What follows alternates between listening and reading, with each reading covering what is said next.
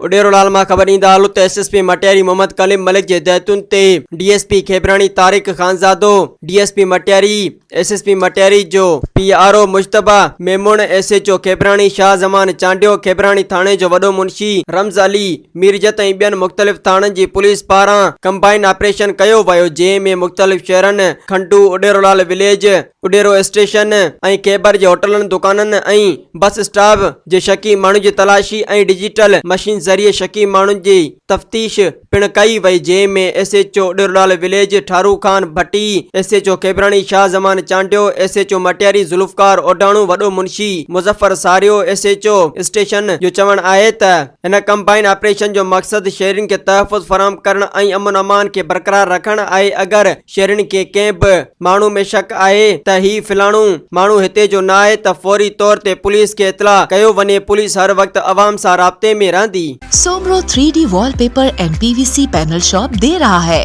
सबसे अच्छी सर्विस, बेहतरीन क्वालिटी के आला मयार वॉलपेपर और सीलिंग खूबसूरत डिजाइन और कलर्स में दस्तयाब है। हर किस्म के PVC वॉलपेपर्स और सीलिंग लगवाने के लिए हमसे राब्ता करें।